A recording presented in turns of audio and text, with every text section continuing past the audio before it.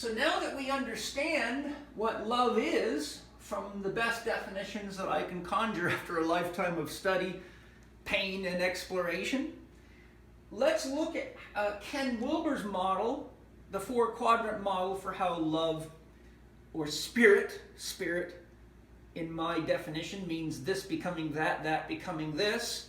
It's the 2 qualities of unconditional love. It's absolutely empty, yet paradoxically absolutely full. And every moment something's degenerating, decaying, or dying, and something else is growing and regenerating.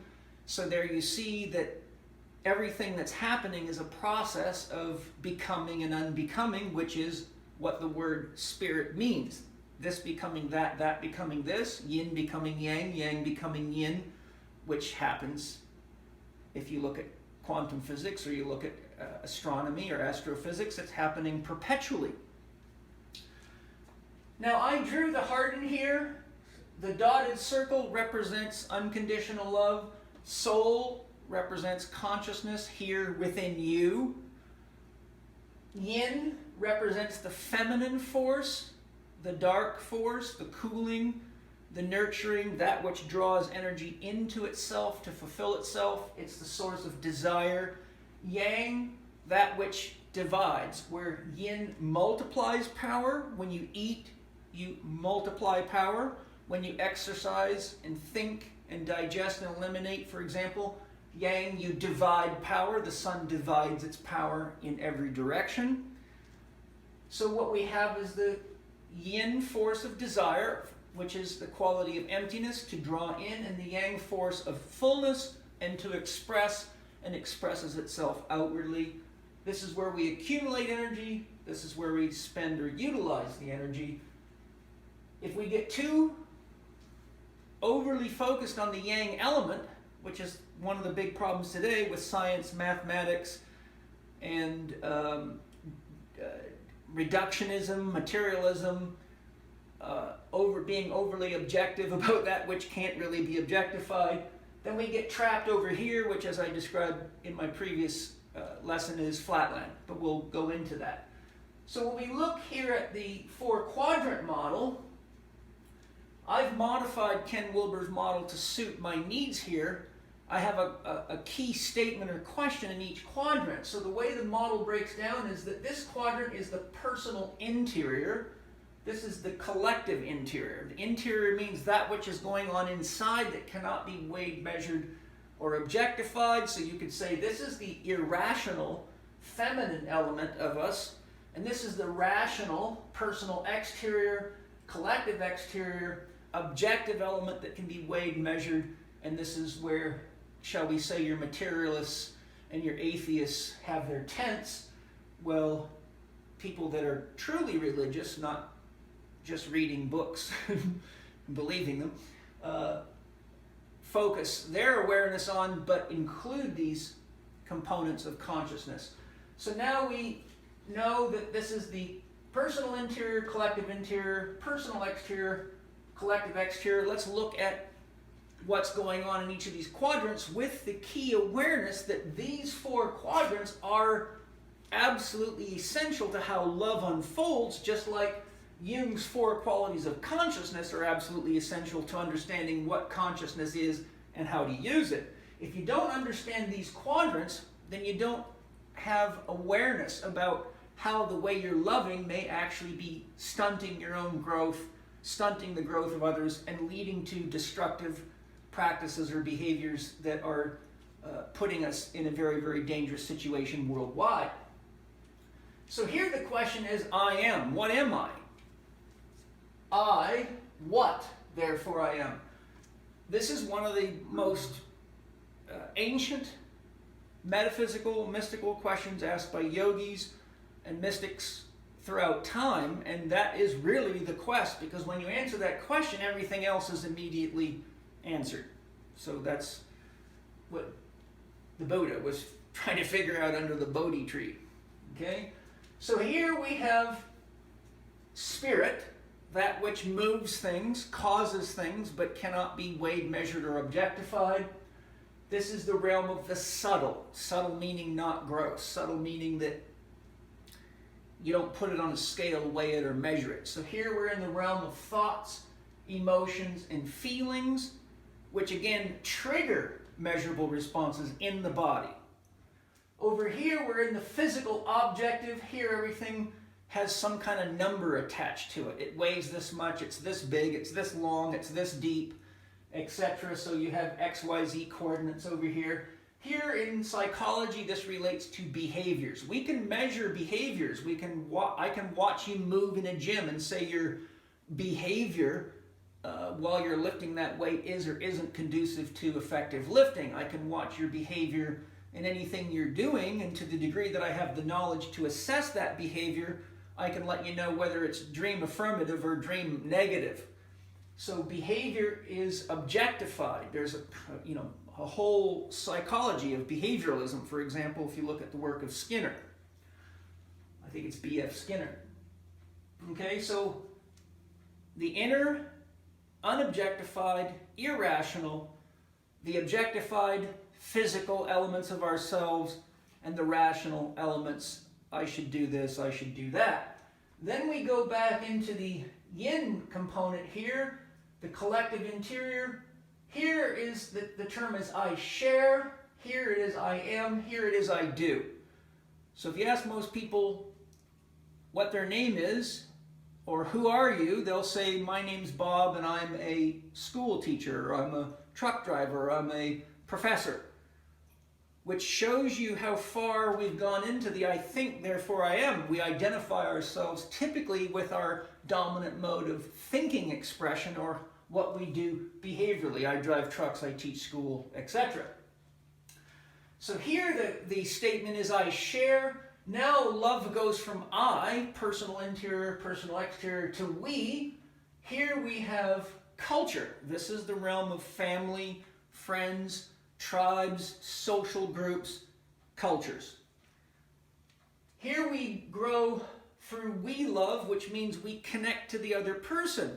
Notice that this is very important because our definition of love says the flow of energy and information through empathic connection to self or others. Whenever there's an other, there's a we relationship going on, and we can't really come to know ourselves without the support of other people. It's really quite impossible. It's been well researched. I don't have time to go into it in great detail, but think of all the things you've learned about yourself just through intimate relationships alone, then through work relationships, through parental relationships, through family relationships, and take any one of those and say, if I was to use a magic eraser and remove those experiences from myself, would I be a wiser person? I don't think you would be, no matter how shitty those experiences have been, because oftentimes the shitty experiences do the best job of showing us A, what we're creating unconsciously, and B, teach us what we don't want to engage in the future.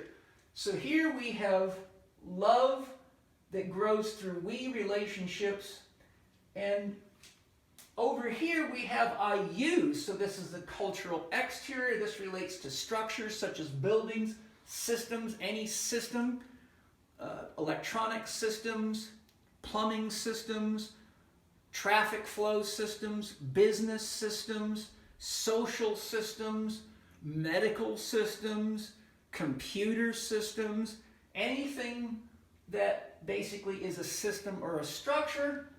Here we also see that we have the rules and laws that direct the flow of energy in systems. So if you're working in electronics, there's rules and laws. Ohm's law, for example. If you don't work within the principle of the known laws, then you usually create problems in an electrical circuit. If you don't follow the laws of the social systems, then you are susceptible to being arrested, fined, put in jail, etc. So here on the outside, we're really seeing a larger expression of the individual exterior as the collective exterior. So now what I want to do is I also want to explain the word agape and the word eros. Those are two classes of love. You could say eros, yellow, is more masculine in its expression of love, especially if you study it throughout antiquity as it appears in religious documents. Most people think God is a man. Most people refer to God as a he. And then we have agape love. So eros is the love that pulls us up, just as the sun creates levity and pulls plants and trees up out of the ground. It is our inherent unconscious awareness that we are something greater than we perceive ourselves to be at any given moment in our lives. No matter how successful we are, there's always something pulling us forward, and it is that eros that drives us to continue to search for the truth of ourselves, or to understand what God and what love really are, and what they really mean. So this is the, shall we say, levitational force that draws us to keep growing, climbing the ladder of self. Agape is the downward flowing of unconditional love into culture, into external systems such as churches, temples, YMCAs, camps for children, camps for adults, everything that we use to communicate and relate to each other as social systems. So here we also deal with nature. Nature is something tangible. You can measure the mountain. You can measure how many trees there are in the forest, how many deer there are in a given area. So agape love is really the love of feminine. It's the nurturing love of the mother that nurtures and tends to and cares for all the things that support us in the experience of love, which make life meaningful. And remember, what we call God or unconditional love is unconditional. So though it may be conscious, it's more like super conscious. Super conscious would be related to a superpositional state in quantum physics, which it means that it's capable of executing any possibility pretty much at once. So every position is stacked up on top of itself as a potential possibility. Here we're loving by making choices and loving through physical experiences of self in relationship to other, or in relationship to person, place, or thing. So this is the yin or the feminine expression of love, and that's the yang or masculine expression. If you deify this too much, then you ignore this and you think the world is just some kind of a way station, and that when you die you're going to go to heaven, so who gives a shit about the people here anyhow, they're all sinners, let them burn. If you get too fixated here, then you don't have as much tendency to keep asking bigger questions. What caused that? Who am I? What am I? Where are we? What is it behind life itself? So if you get stuck down here, you might be a loving materialist or a loving atheist or even a loving Christian, but very, very egocentric and ethnocentric, group-centric. I love my group, but I will kill you if you have different beliefs and religious ideals than I do. So agape love can also be a problem if it's isolated and doesn't marry itself effectively, because it becomes stagnant. Water without warmth doesn't move. So we get stagnation, and when we get stagnation, our life usually manifests that as problems in our life, stuck in relationships, stuck in ideas that are destroying the earth, such as using fossil fuels and coal-powered power systems. All the while we had a guy named Tesla who showed us how to move energy all over the world without any wires for free. So you could say Tesla was our eros, but you could say that the Thomas Edisons of the world wanted to keep that down here so they could profitize it. So the question I want to ask you, to ask yourself now is, could you effectively come to know yourself or even love if you took any one of these of Ken Wilber's most essential quadrants of which consciousness as love expresses itself, or spirit expresses itself? If you had no place to live, if you had no systems, no sewer systems, no public systems, no education systems, no communication systems, how would your life change?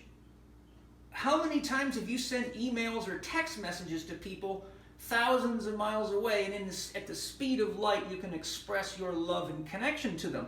What if all that was gone? We would go backwards very, very quickly. And if you remove that quadrant, it means you got no place to live. It means you no longer have nature. Think of the problems in the world today. We're actually wiping that quadrant out. We think we're building it up, but we don't realize that we're building it on a paper boat. We're consuming more resources and more life on the planet to pursue low-level, individualistic, self-centered ideas of rank, fame, fashion, and success than the earth can sustain. In other words, we're stressing her agape to the maximum. We've practically fished the oceans out. There's almost no bodies of water on the planet that aren't poisoned from industrial issues. We're wiping out more species of animals than ever in the history of man. In the last 50 years, we've killed more species of life in nature than all recorded time before that. So if you take that quadrant out, love is very disabled. If you take away your body, well, here's a simple one for you. Think of somebody that you really love to be intimate with. How would you know they were there if they showed up without a body? You have the God problem. God's here all the time. And because we're unaware that this is God's body and all of this around us is God's body, we keep looking for something of our own imagination or religious ideation, which leads to all sorts of problems. So if you knock that out, you can't eat, you can't drink, you can't play, you can't basically build your dream and appreciate it as though it is tangible and real. So there's a problem. If we get rid of culture, we can't grow because we have no relationships. So you're now very, very isolated in what you can experience, and therefore isolated in what you can experience of yourself or know of yourself, and that leads to flatland. If we get rid of spirit and we get rid of thoughts, feelings, and emotions, then we're like a hose with water running through it that has no idea that it's actually hosing. It's just a material object, and it loses its sense of connection or meaning. So with that in mind, you can see that you cannot reduce life, love, or spirit below what Ken Wilber has so beautifully demonstrated for us. And this is what happens when a genius goes to work. But what's amazing to me is how many geniuses have been telling these things to us for a long time, and nobody wants to listen to the wisest people in society because they're so busy watching stupid shit on television and crap on the internet, and that's part of the disease that we're dealing with and need to address together. So I think you can understand that we need more than thinking. We need intuition, seeing the connection between invisible things. We need feeling. We have to have values, or we are undirected. To love is a value. To nurture is a value. To love thy neighbor as thyself is a value, etc. To care about the earth and the food we eat and not destroy it with chemicals is a value. And then sensation is really what gives us awareness that we have a body. Otherwise would be that hose again. So when you understand these quadrants and you understand these qualities of consciousness, and then you add to that an understanding of what the soul is and how it evolves, you can get closer and closer to really appreciating the concept that I love is the magic X factor and therefore I am. And you can also come to the realizations that what's going on here is what you convey here, and what's going on here and here determines how you think and feel about yourself here and what systems you empower or disempower over here.